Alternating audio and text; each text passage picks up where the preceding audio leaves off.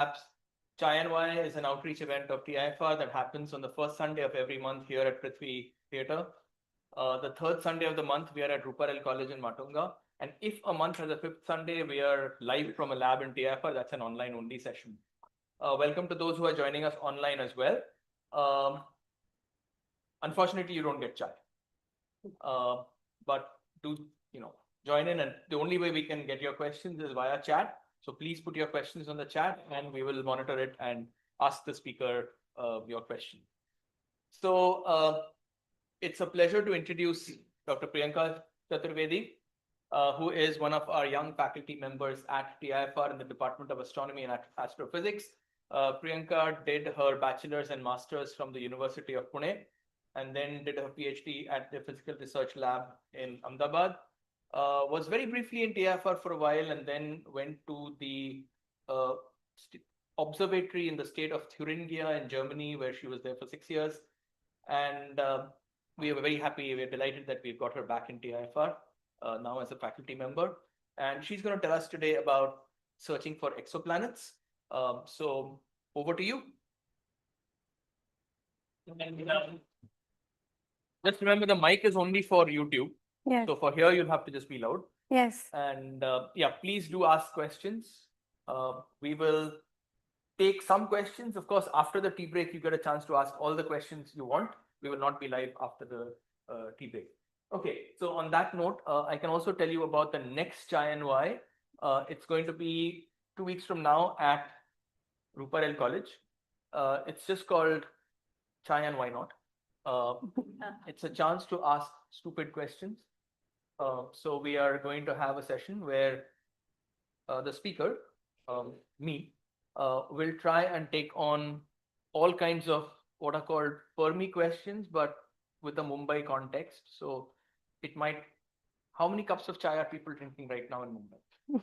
How many people have umbrellas open in Mumbai right now? How many people are standing in a train? We can ask all stupid questions. But can we find intelligent ways to answer these questions, making reasonable guesses? Because science is not about finding exact answers, it's about asking the right questions. So that's going to be the theme of the next Chai and Why, 15 days from now at Ruparel College. Okay, on that note, it's back to exoplanets and over to you. Online audience, please remember to put in your questions in the chat. So thank you very much for coming here at this Prithvi Theatre, and it's a great pleasure and honor for me to be here and presenting at this lovely theatre. So thank you all for coming on a Sunday morning, and thank you Arnab and Chai and Why team for having me here.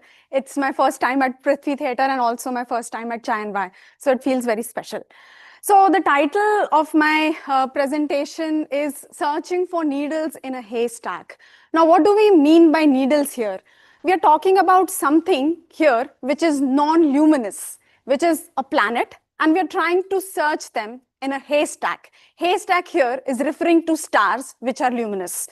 So we are trying to find a body which does not have a light of its own, but we are trying to find it when it orbits another star. So this is not something which is very trivial, and there has to be specialized methods or specialized techniques to detect them. So till date, we have several exoplanet discoveries. How we went through that, what do we really mean about that, what stars really are, we'll try to touch about some of these topics. Feel free to ask questions if something is unclear, and if I'm too fast, I'll try to go slow, but let's see how we go. Okay. So I'm pretty sure many of you would have looked at this figure before. So I don't know if anybody can identify what this is. Yes, please. That's a constellation of Orion. That's exactly right. So I was very fortunate. I did not grow up in Mumbai. Now, that's not what I meant, that I was fortunate, but I grew up in a place which is 200 to 250 kilometers away from Mumbai. It was a small town, and we had dark skies. And I was also lucky to have power cutouts. So I had the luxury to look up at the night sky and actually identify summer constellations and winter constellations. So Orion is a winter constellation. And if you look carefully, then you can see that there are two interesting stars. Many of the stars are interesting, but there's one which is Betelgeuse. It is reddish in color. If you look carefully, I do not know if the contrast is good enough, but this has a certain reddish hue. And there is another bright star, which is Rigel, which appears to be bluish in color. Now, these colors correspond to something in the stars. Now, stars are actually balls of gas and plasma, and they fuse a fuel, which is hydrogen, and they convert it into helium to shine. So we have a way of classifying stars. We like to classify and differentiate everything that we have. How do we do it when there are so many which are present in our neighborhood? There is no real and easy way to do that. So astronomers came up to a very nice way. There were two astronomers, one working at Netherlands and the other working in America, Hertzsprung and Russell, who independently discovered this particular diagram, which is now called as the Hertzsprung-Russell diagram. So what do you see here? On the y-axis is the luminosity, which colloquially translates to brightness, how bright the star is. What you see on the x-axis is the temperature, how hot the star is. Now, it's important to note that the brightness increases from bottom to top, whereas the temperature increases from right to left. Lot of stars occur on this belt. This is called the main sequence of the stars. Yes. This 10 with a 2 on top and a minus 3. Okay, so this is an exponent. So 10 to the power minus 4, it corresponds to 0.0001, and this one is 0.01. So this is basically a logarithmic scale because the numbers are so huge that the minimal brightness and the maximum brightness, if we have to put it on the same scale, it's very hard if you would just put a linear scale. So instead of putting a scale which is linear, we convert it into logarithms. So you see the exponential there. Every step is 100 times brighter. Every step is 100 times brighter and less bright. That's very right. So now what you see, there are several stars which occur on the main sequence. Now the main sequence of the star is nothing but where the action is happening, wherein you mean that the stars are in their youth. So there could be stars who start with a very small mass and they would be here somewhere. They are called as cool and dim stars. So you note that the temperature is also less and they are not so luminous. Whereas if you look on the top part, the stars are really bright. 10 to the power 4 means brighter than what you see below, and the temperatures are also very hot. So these are stars which would have already started with a huge mass. Our sun sits somewhere in the middle, which means it's a very average star. Then the stars are also seen somewhere on the top right part and the... Yes, it's the... So the thing is, I also, that's why I showed you the plot before of Betelgeuse and Rigel, and they show some hue or color. So this color actually corresponds to what peak wavelength of emission the star is doing. So if the star is very hot, most of its radiation will happen in the blue part of the spectra, and it appears actually blue in color. Whereas if the star is colder, then most of its radiation is happening in the red part. I mean, when you do painting, you represent red by hot and blue by cold, but it's very reverse in astronomy. Blue color corresponds to hot temperatures and red corresponds to colder temperatures. That's what happens even in a gas flame. So that's the actual physical. It's different from the artist interpretation. Yeah. Now, this is something which happens when the stars evolve. So they might go to a phase which is giant or a supergiant, depending upon how they really start. If they have a huge mass in the beginning, they might end up being a supergiant as well. Now, this is something related to stars. So I just wanted to give you a brief idea that stars can be of different types. But what is a planet? What is an exoplanet? Probably you know that our solar system has 8 planets as of now. But then there are several stars which are present in the neighborhood. Do they have planets? Yes. Yes.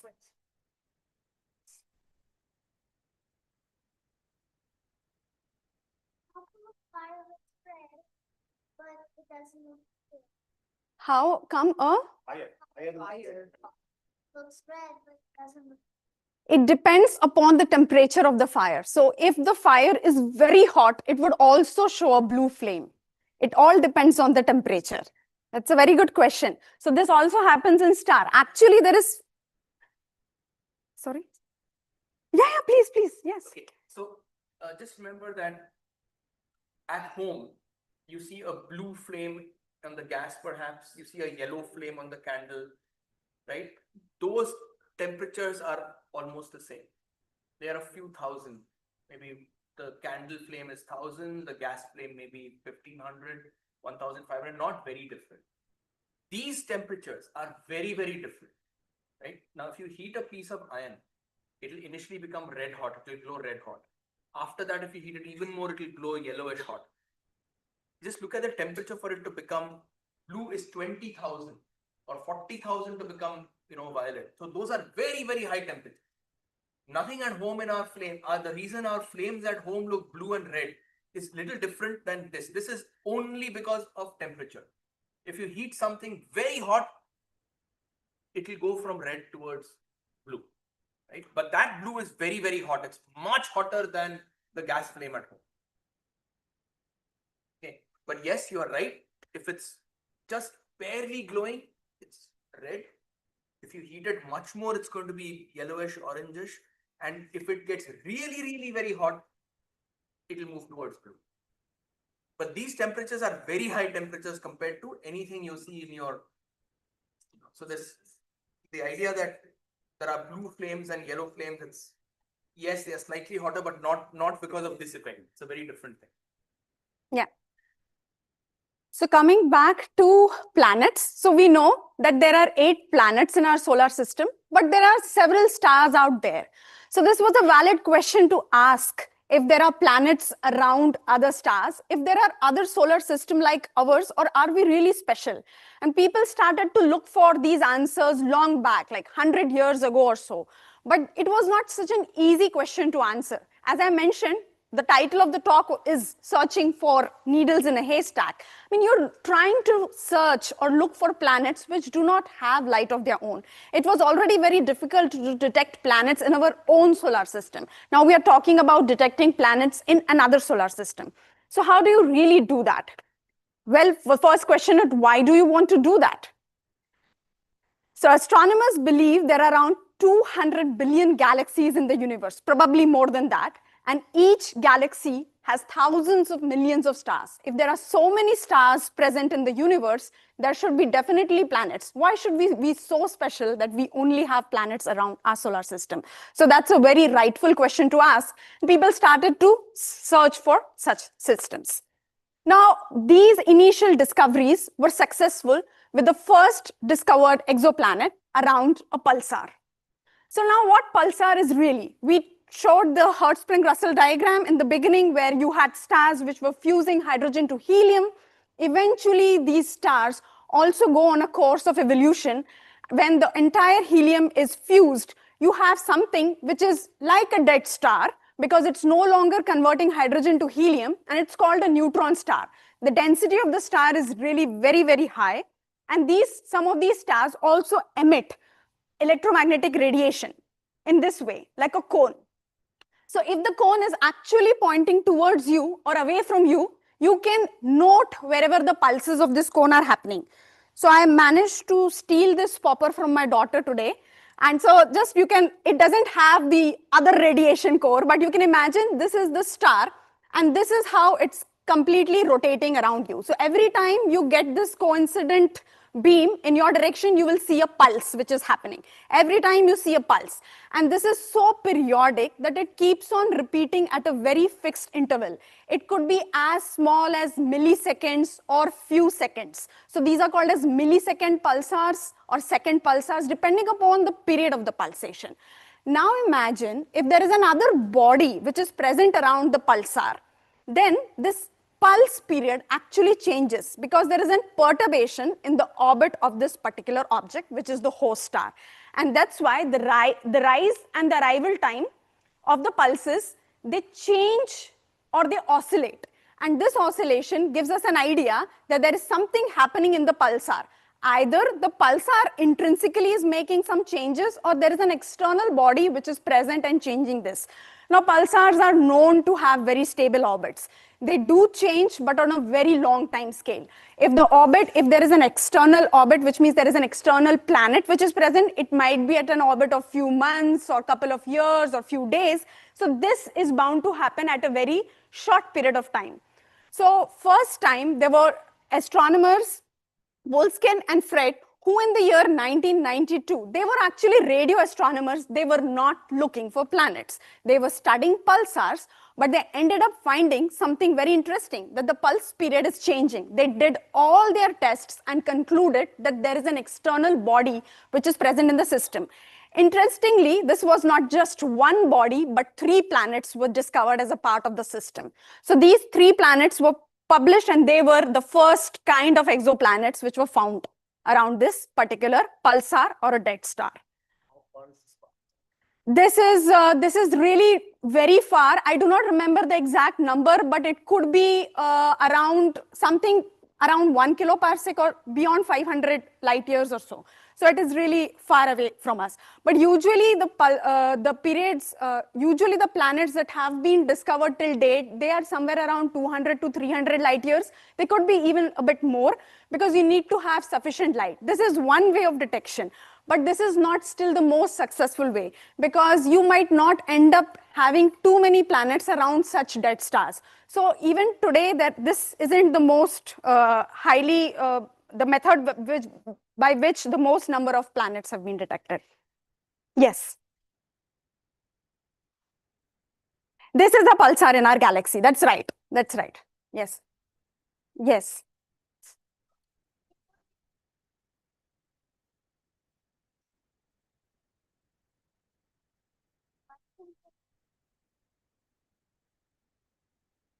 Why is this an exoplanet? So an exoplanet is a planet which is found not around sun. So our sun has 8 planets. Anything, if you find a planet which does not orbit around our sun, will be called as an exoplanet outside our solar system. Like which is the darkest planet in the world? It's called the dark planet. Okay, there are some planets. So planets are darker as compared to stars, that's right, because they do not have their own light. They only reflect the light which is coming from the stars. So yes, they are darker than the host stars, but not all the planets, as you know, are around sun. There are also other stars in our galaxy and also in other galaxies which do have planets. Since they are extra or outside our solar system, they are called as extrasolar planets, or in short, exoplanets.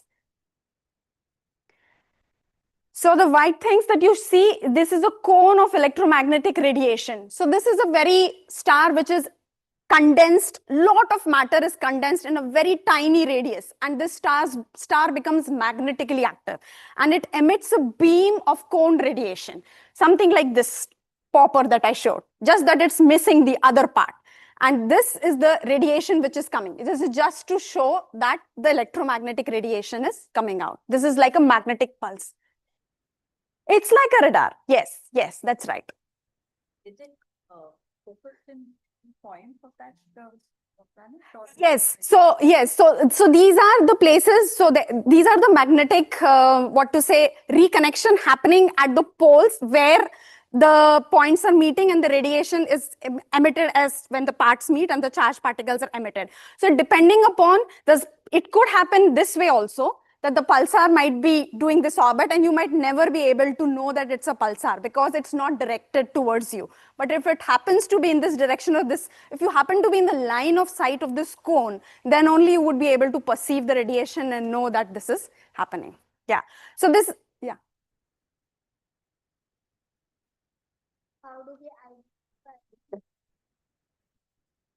How does pulsar light look like? So this is in the radio wavelength that we are making observations. Now this is not the normal light that you see. If you switch on a bulb, this is a normal light. But then do you know that you also get your dish TV? I don't know if kids these days know what dish TV is, but there's a small satellite which are put on top of the houses, dish antenna, and you can project some like media information through that, and that can be captured. So the electromagnetic radiation, so light as such has many wavelengths. It has a lot of frequencies starting from radio visible, and even X-rays. So this particular radiation is emitted in radio wavelengths, and this, if is intercepted by any antenna which is present on Earth, would be able to capture. So this is not the normal visible light as we see. It requires special antenna to capture. Similar like those waves are intercepted, or even your mobile tower. Those frequencies are also not light waves. Light waves are not transmitted to capture the mobile frequency. There also you need antenna. So it's something like a mobile tower antenna where you are getting this. And this was used to actually make this detection. But this was a serendipitous discovery. This was not what people were trying to look for. But eventually the quest did not end there. There were more people trying to look even in the visible part of the radiation. And one success happened in the year 1995 when these two gentlemen, Didier Queloz and Michel Mayor was his PhD supervisor, they discovered the first extrasolar planet around a solar-like star. A solar-like star, a star which has mass or temperature very similar to Sun. This was very interesting because the planet was orbiting at a distance of 4.2 orbital days. So it was very close to its host star. Does anybody know what is the closest planet in our solar system? Mercury. And at what orbital period it is? How far is it from Sun? 2000? No. It's a bit closer. No. No, I'm asking how far is it from Sun? So how far is Earth from Sun? How many days does it take for Earth to go around? It takes 365. Exactly. It takes 88 days for Mercury to go around Sun. So it's situated at a distance which corresponds to that 88 days orbital period. So it's still a bit far from the Sun. So now imagine this is a planet which just takes 4.2 days to orbit its host star.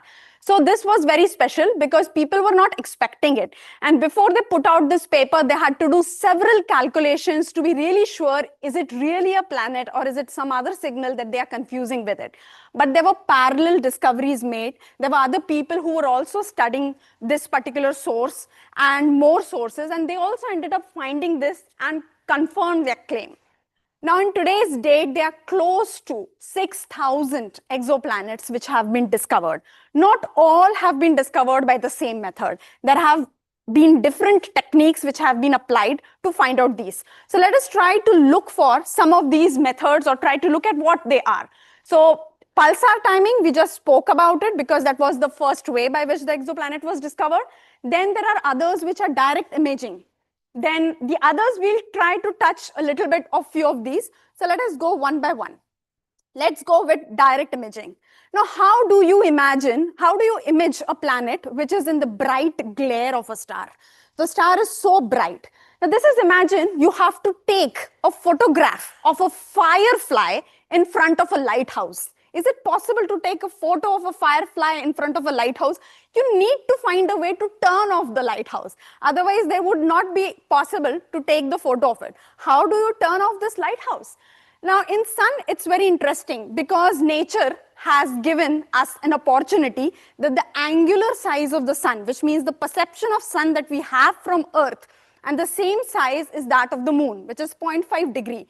So naturally, once in a while, it happens that the disk of the Sun is occulted by the disk of the Moon as we see from Earth, and there you only see the emission which is coming from the outer part, or which is the plasma. So this acts like a coronagraph. Coronagraph means it acts like a shield or a shade and it covers the Sun. Similar technique is actually used to take the photo of planets. So, but you can also understand that stars are resolved. They have some particular angular size, but other stars are point sources. In order to make a shade for the stars or make a shield for the stars, it's not easy. You have to do several techniques. You have to make those corrections. It's already an engineering novel methods, and even post corrections that one has to apply to able to cancel all the noise that is happening from the scattering of the light coming from the host star. Other opportunity is that you go into the infrared band. Now you understand that light is an electromagnetic radiation. Some portion of the light is in the visible wavelength. There is some portion also happening in the infrared. So planets are not bright in the visible, but they are relatively bright in the infrared. Why this is so? Because we have a nice law by Planck, which says that what particular wavelength there should be the peak of the emission happening. It all depends upon the temperature of the star. As we briefly discussed before, that some stars can appear blue or red based on the temperatures. The planets have a temperature which peak in the infrared. So they are more brighter in the infrared as compared to the host stars. So instead of going to the visible wavelength band, if you go to this infrared wavelength band, so in visible, as you see, it's very hard to find out if the planet is there. But if you take an image in the infrared, then it's possible to still photograph a planet. So there are some such techniques which are used to detect planets. This is still not the most successful method, but it has led to several discoveries. Now let's come to a method which has been the most powerful or most successful method to discover exoplanets. This is the transit or the eclipse method. Let us see what this really means. Okay, so we have a small video to have a look at it. So this is a star and a planet system. It's exaggerated. So you can resolve the disk of the star, and you see that the light which is coming out is a straight line. As soon as the planet goes in front of the star, there is a reduction in the light which is coming. So this reduction points out that there is a transit which is happening. So it wouldn't have been possible if the alignment would be such. I'll repeat this to just get it again once more. So this is a star and a planet system. And you see the total intensity of the light is only coming from the star, which is unobstructed, a straight line. As soon as the planet goes in front of the star, the amount of light reduces exactly at the time when it crosses. So this is nothing but the transit method. And it's this is the visible range. Yes, it could also be in the infrared. You could take, so any light which your detector is able to capture. So if you have anything which is placed on the ground, then you are sensitive to radio wavelengths, infrared, some portion of it, and visible completely. But if you are in the space, you would also be able to access the ultraviolet, the other far infrared, and you could also make these measurements and tests. There are other useful things to go in a wide wavelength region. We will not talk about it here, but yeah. Now it's very important. You can also imagine that not every time a star would show this if a planet is present. It all depends upon the orientation. So if the direction of the orbit is such that a planet is going in this way, then only an eclipse happens. In this position also it happens, but it is right at the edge, but you will still be able to see the eclipse.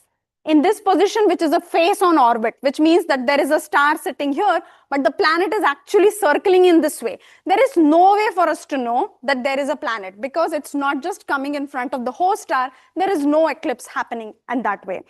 And again, even here, there is slightly tilt, but this only happens when the disk of the star gets occulted by the planet. Then only you can see the eclipse. So the geometry plays a very important role there. Now let us look at this first transit light curve which was detected of a planet in the year 2000. Now we spoke about that the first planet around a solar type star was detected in the year 1995. It was by something called the Doppler method. We will look at that method after this method is discussed. But it took nearly 5 years to capture that planet which was discovered by the radial velocity method to take a transit out of it. Now transit is also special because you might have an orbit which is probably for a Mercury it is 88 days long, or for Earth it is 365, or for that object which was discovered for the first time 4.2 days. But the actual transit duration is just few hours. For the remaining 4 days, there is no transit happening. So you should really know when that point of dip should happen. If there's actually night at that time, whether the object is observable for you at that night sky or it's morning, you cannot do that. So all these things have to be in consideration. When the transit is happening, you should be able to record that transit.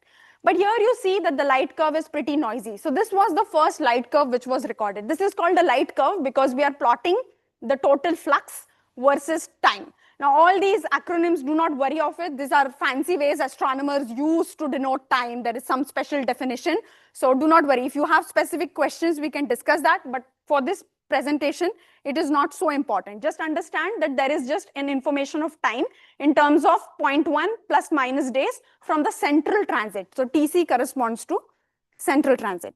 Now let's look what happens when the same transit was observed from Hubble. So Hubble was a telescope which is in space. So if you observe from ground and from space, you see the precision of the light curve improves so much. The error bars go down so much because we are in space and we are not affected by atmosphere. So going to space definitely helps, but as you know, it is very expensive. It's not everybody's cup of tea to send orbiters to space to measure transits, but when it happens, it's very important.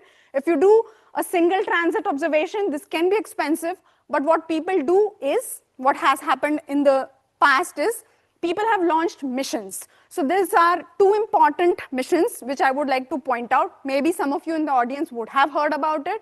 One was launched in 2009. It was Kepler.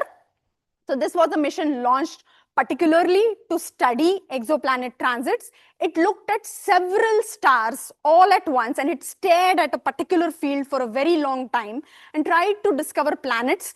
Since it looked at multiple stars at a time, it was efficient in detecting more planets, because if you just look at one star, it is very expensive. That is just focusing on one star. So you use a wide angle camera, like you click pictures of people.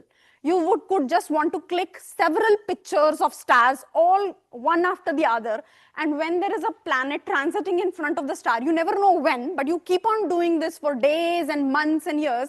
And then you try to subtract one image from the other.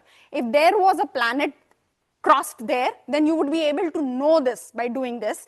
And this is how you do not waste the efforts, but you do it on many stars. And at the end, you discover several planets from them. Yes. You said the geometry is very important. Yes. So, including maybe for the Hubble Space Telescope also, this is applicable, right? Yes. So we can never be sure that a particular star has no planet. That's a very good point. We can only say that you found a planet around a star, but to rule out the absence of a planet, you can only be true until one is found. So there is no way you can 100% say that there is no planet around the star. This statement holds no meaning, because one thing could be that the geometry is not well aligned. The second thing could be the planet is so small that your instrument or your telescope is unable to detect this with current facilities or technologies that you have. The planet is really tiny and it's just embedded in the noise, or you're just not able to capture the geometry. It's far too off. You were looking at shorter periods. You just did not have long enough data. Suppose if there is an Earth-like planet, you need to at least observe it for 2 orbits to confirm that there is a planet. If you just see one transit, you cannot find out what the period of the planet is. You need to have the second transit happening to find the distance between the 2 transits and make a claim that this is really planetary and not some comet which just crossed. So yeah, it's very hard to say that, or I should say it's impossible to make a claim that there is no planet around such a star. That's right. So there was another satellite. How many planets or how many stars have you actually observed? Through Kepler or any, like all together, this number would be really too much. I wouldn't know exactly, but this has to be in millions, because there are satellites, especially with the advent of space-based missions like TESS or so, they are observing thousands and millions of stars all in totality, with very, like, changing their field of view. So this particular satellite that I just wanted to talk about, TESS, has really changed that scenario, because for Kepler, they were just looking at one field for a very long time. But what TESS does is it stares one field, then changes its field. Again, it looks at other field, and there are so many stars in that field. So if you do this overall, and it has been running for 6 years, if you just keep on multiplying, this number is millions. So till date, we have looked at millions of stars, but most of these stars have been looked by this particular method, for transit method, because it's possible to look at large fraction of stars at one go. There are other methods that I spoke about, pulsar, that's really not possible. And even the one I'm going to speak about next, it's also not possible to look at millions of stars at once. But this method, yes, you can just take, because it's like clicking photos. So total discovered planets, we are close to around 6,000, out of which 1/3 of these have been contributed by the transit method. So a large fraction comes out from the transit. Say that method that every time you discover an exoplanet, obviously it's accompanied by a star. Like it's because of the star. And vice versa. You look at these maybe millions of stars, they would have any exoplanet. So it's now based on the statistics that we have, we do believe that there could be a planet around a star, that at least there would be a planet. It's just that we cannot find it because of the geometry or because of the incapability of our detectors. So we do estimate that there could be at least one planet around a star. But in order to refute or make this claim substantial, I think we need to still wait a bit longer. But this is what Kepler or TESS transit missions have taught us.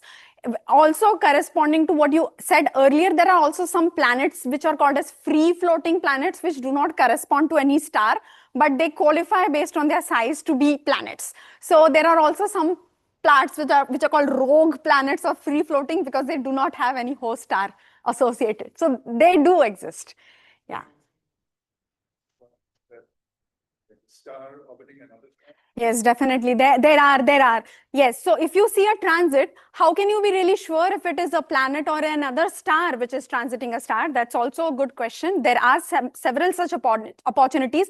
And in the transit method, one can only know the size of the star because it's just the disk of that body which is crossing in front of the primary thing that we are looking at. And it could be that the other is just a small star which has the same size as that of a planet. You might be mistaken that it's a planet, but it's not really a planet, but a very small star. And in order to be sure that this is a planet, you need to know the mass of the system. And mass cannot be determined by the transit method. For this, you need the next method that I would talk about, which is the radial velocity method. Yeah. You had a question? Okay.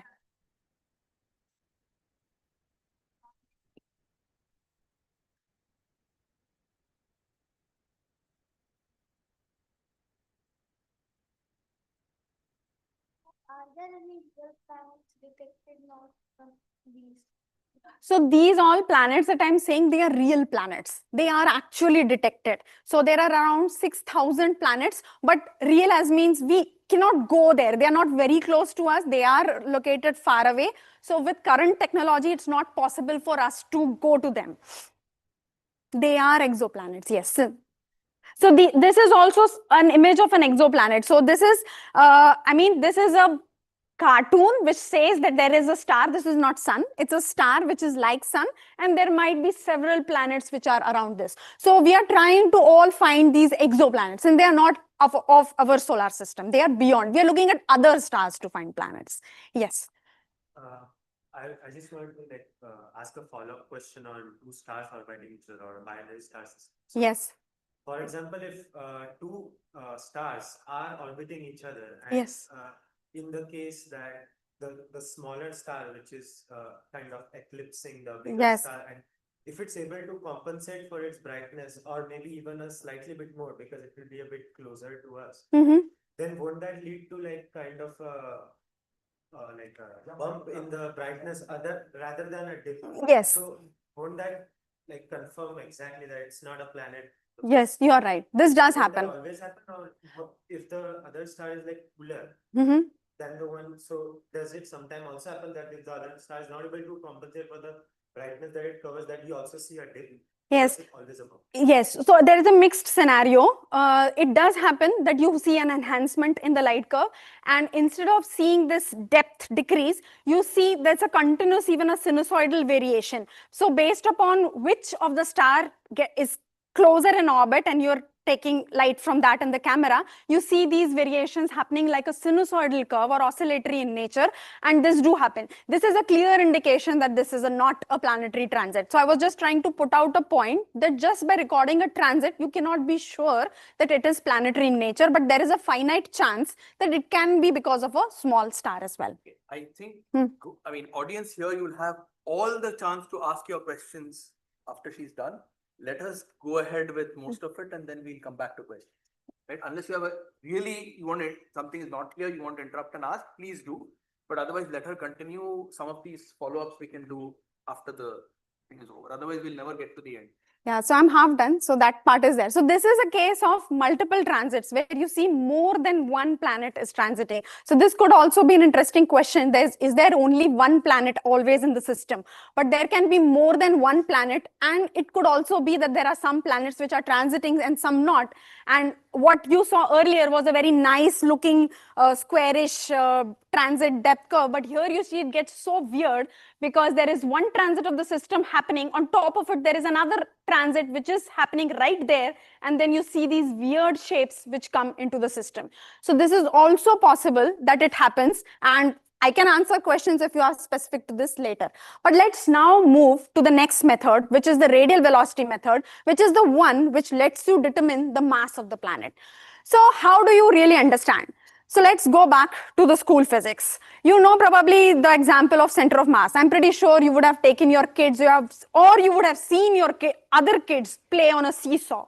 If there are people or kids or anybody of same mass, where would be the balance of the fulcrum? It has to be at the center in order to balance this seesaw. What if I change this? If there is a parent and a child sitting, then in order to have a balance, you need to put this center of balance closer to the heavier person, right? This is how it will be balanced. The same phenomena happens actually in a star and planet system. In school, I see this and I talk to several kids. We often have a misconception of saying that Earth goes around the sun, Jupiter goes around the sun. This is what we keep on saying and we study. I also studied this in my geography. But what reality is, both the star and the planet, they go around the common center of mass. Since the star is very heavy as compared to the planet, the center of mass is located very close to the star. But it's not true to say that the planet simply goes around the star, but it's actually both the planet and the star go around the common center of mass. And this is the most important concept because this is what we use to study radial velocity. Now, this is one thing you have to keep in mind. Now, let us go back to second lesson from school. You know what is Doppler effect of sound? You would have noticed this. You stand on your train station, a local is arriving and there is a whistle. And you hear as soon as the local train is approaching with the whistle, you see the frequency of the sound to be increasing. When it goes past the station, the frequency changes. So why this happens? Because as an observer, you are stationary, but the source which is carrying the sound, the whistle, is approaching or it's going towards you. So it's something like when it comes towards you, the frequency is blue shifted, and when it goes away from you, it is red shifted. This is not just restricted to sound, but the same thing happens to light as well. And that's why it appears red to us when it is going away from us and blue when it is coming towards us as an observer. So any source which is going away from you, all the light will be red shifted. But when it is moving towards you, it will be blue shifted. Now we combine both the lessons that we learned, and this is how the radial velocity method works. So let us go back again to a nice video that NASA created. So this is a star and a planet system. Now you can see that the star is also going around the common center of mass. It's not just the planet. Just look at the light which is emitted at the bottom. You see when the star is coming towards you in orbit, it is blue shifting.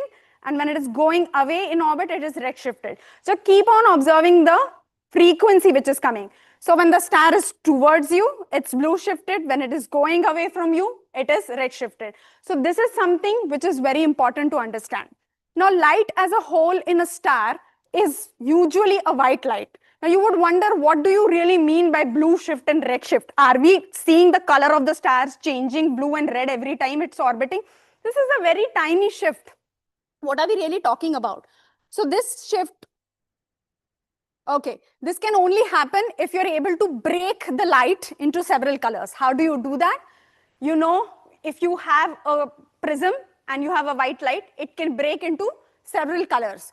So for astronomers, prism is not the only thing that works. We need to go with slightly fancier instruments. We use diffraction gratings, but the principle is the same. You need to break your white light into several colors, and these colors, actually these wavelengths, shift based on the motion of the star. So this is something which is a spectra of the star. Now this is a scientific observation that I'm showing you. So this is a real data that I took during my PhD. You see several tiny lines here, right? These are called as absorption lines, or this is an absorption spectra of a star. What you see here is a spectra of a sun-like star, and this is a star which is cooler than sun, further cooler, and this is a star which is similar to sun, but just it is fainter. It's further far away, so it is very noisier. Now what you see here are several lines. Why I wanted to show you this spectra, when the star is physically moving, this blue and red shift which is happening, what happens when you measure the spectra? The spectra shifts on the x-axis. The blue shift and red shift happens here. So each time you record, let's say you're observing this particular line, on one motion it will shift towards the blue part, and when it is receding it will again go to the red part. So this motion you observe or you measure on your spectral scale, and this is what you record in order to measure the radial velocity effect. And this is a very complicated, again, this is a research thing, so I'm showing you how the raw frame or the raw photograph of the spectra looks like, and after doing many algorithms and many sophisticated techniques, you end up with a spectra that I showed you earlier, and these are the different points. At each point, you will get some record of that wavelength shift, which can be converted into velocity. Now, let us try to understand how big this effect could be, or how big that shift could be. Scale down, if I have to measure any velocity shift of an Earth-like planet around a sun-like star, it is as small as 9 centimeters per second. This is a very, very tiny number, which means anything, any line which is moving in this spectra, which will be not noticeable to the eye. It will be like in so small in milliangstroms to microangstroms that one would not be able to notice if there is any change. So this is a tiny change which happens. If you want to measure larger planets, which is like Jupiter, again around sun, then the shift can be as big as 12 meters per second. This whole value, the peak to peak variation could be 12 meters per second. So it is easier to measure something which is larger. So measuring larger planets, which means heavier planets, which are closer to their host star, it is relatively easier than compared to Earth-like planets around sun-like stars. Measuring smaller or less massive planets is very difficult because they are so tiny that the shift that it produces on the host star is really very small. So it's very difficult to measure such small planets. That's why larger planets are easier to discover. Now let's go to some analogy. So I was talking about how much really is these numbers. So let us talk about 10 centimeters per second. That is the speed of a crawling baby. That is what it takes to detect an Earth-like planet, an Earth 2.0 around a sun-like star. You need to be able to measure the speed of a crawling baby sitting on Earth. Example, there is a planet there. There is a baby which is crawling there. And here you are sitting on Earth and trying to measure what's the velocity of that tiny baby moving there. That's the kind of precision you need. If you want to measure larger planets, it's still like turtles which are moving, 0.2 to 0.5. Neptunes, if you want to measure slightly larger planets around smaller stars, these are penguins like speed. Neptunes, which are very close to the host stars, it's like somebody who's jogging 5 meters per second. And if you want to measure Jupiter-like planets around sun, this is around 12 meters per second. So there's a quick plot done by ChatGPT. I put in the values and ChatGPT created a nice plot. So this is kind of ability that one is able to detect. So you can imagine detecting something here is relatively easy. So if you want to detect larger planets, it's still possible. But if you want to detect small planets which are further out, the gravitational pull between the star and the planet decreases, and it's very hard for us to measure that because that's a very tiny bit of change. You need to have lot of light from the star. You should have very good detectors. So there are good technology, good algorithms to make note of all of that. And then there is plus something else happening on the stars too. This is a Venus transiting the sun. This was like a decade back. Now look at something which you see, dark things on the disk of the star. These are called as star spots. This is intrinsic to the star. So it can also happen that these spots are also present on the star. It's not just a star which is completely yellow. What if we are actually not looking at the planet, but you're looking at the spot and you're misinterpreting that as that of a planet? That can also happen. because it can also affect the measurements of your star. If you have a star which is rotating, and then there is something which is happening to the lines, just because of there is no planet, but still the shape of the line, any line will change its shape only because of those bright and dark regions which are present on the star. So there are funny things that your star does. The light is not enough, and the star is too faint, the planet is too small, and your detector is not precise. So that's why we say that we are really searching for needles in a haystack. But isn't there any promise? What have we really achieved so far in this research area? As I pointed out in the beginning, we have nearly close to 6,000 exoplanets that have been discovered. There have been some very interesting systems. One of them is my top favorite, the Proxima Centauri. Probably many of you know, it's the closest star to us. It's just 4 light years away. There is a planet which is detected at 1.3 Earth masses. There are further claims of other planets which have been found out, but for now, the confirmed planet is only one. The orbital period is 11 days, and this is in the habitable zone.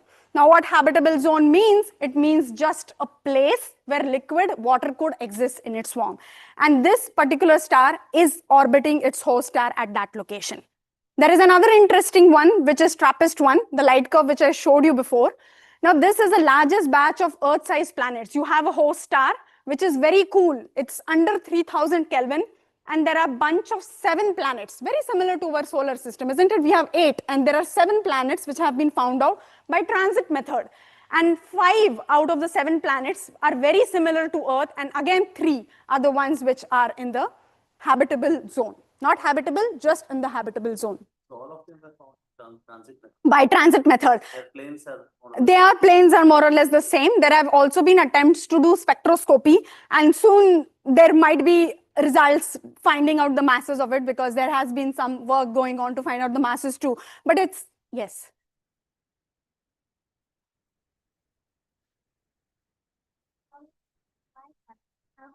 That's a very brilliant question. Earth is the only planet which has life on it. What I meant to say is that these are the planets which would have temperatures very similar to Earth.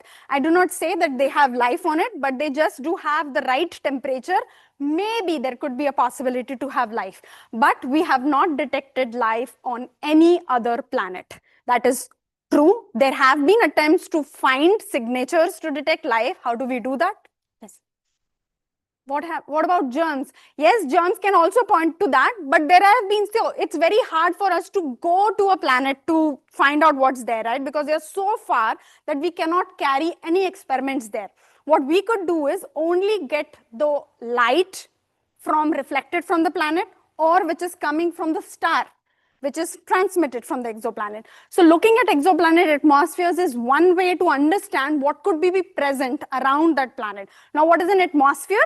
An exoplanet or the other planet might have some gases surrounding it. And during transit, some of the starlight passes through this atmosphere. And people try to look for what could be present. Just a minute. It could be carbon, oxygen, methane. And we try to compare the signatures which are found on Earth and try to compare it if these are similar to what they are found on other planets. If there is a similarity, we put a claim. There could be some interesting signatures.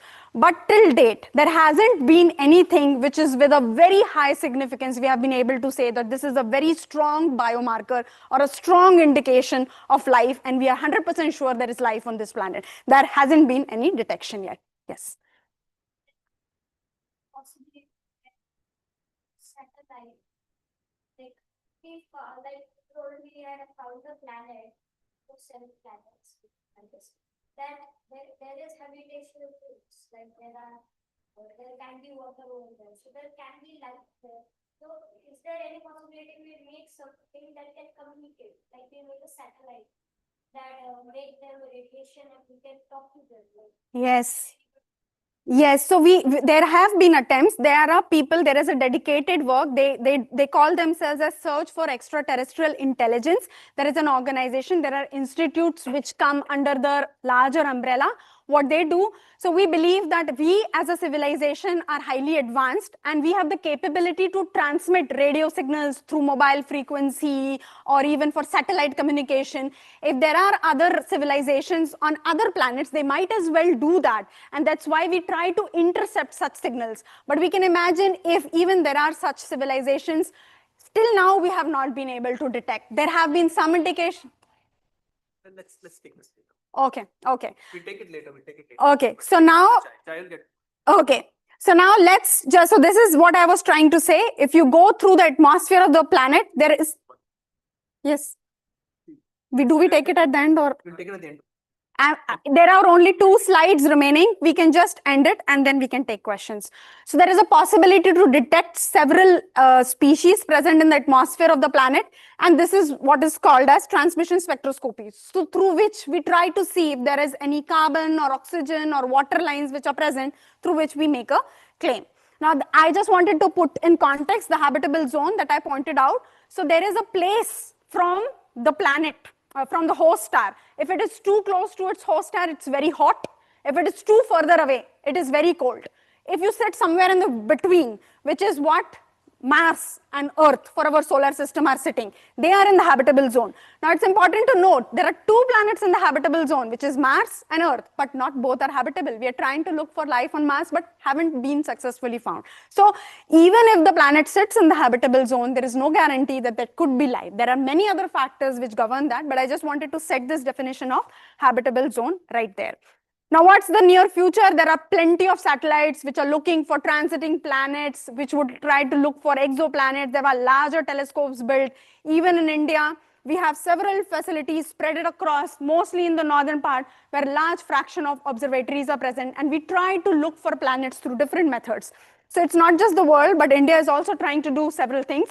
So this is present in the state of Uttarakhand. This is something which is present in Ladakh. This is somewhere present in Rajasthan. So there are many people who put proposals to make observations, and many of us in India are also doing this work. So with this, I think I would formally like to thank you for being very good listeners and taking interest in the topic, but I'll keep the floor open to questions so we can do the discussion now forth. Yeah.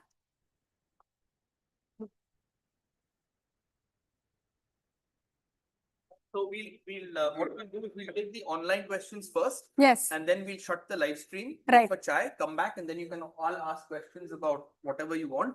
Right. So one thing is, how do you know that it's the exoplanet is going around the star is not something else that's just coming in the way? Yes, so that's a good question. So if there is something else which is coming in the way, that could be that, as I mentioned, there could be a body which is just coming once and going. It's not periodic. So for a planet definition, it has to orbit the star and it has to have a fixed orbit. So you cannot detect this by just looking at one transit. You should have multiple transits of this being observed.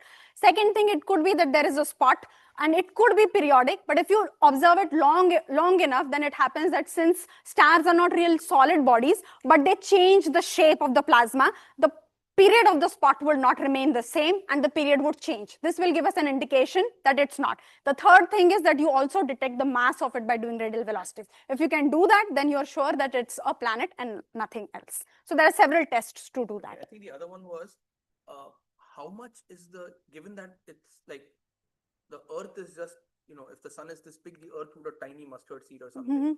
So how much is this light dip and how can we detect such a small dip? Yeah, so this light dip will depend upon the size of the planet. For an Earth-like planet, it could be parts per billion. So this is like 10 to the power minus 9. That is a little, very, very tiny fraction. So really too small.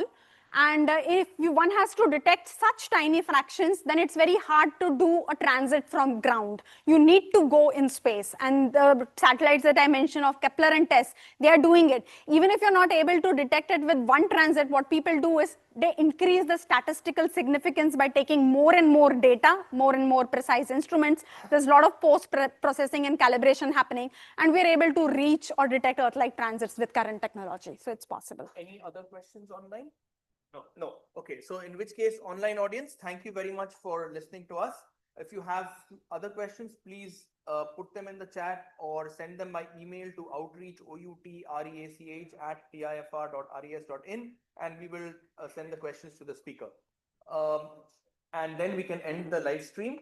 And I think, okay, it's already 12 o'clock, so there is chai outside. Let's take a quick break for chai. Give her also a break for 5 minutes. She's been speaking for an hour. And then we come back, and we can have questions after that. Okay, so you can enter that. Grab some chai and come back. Lot of questions from here. Ah, that's nice. I'll take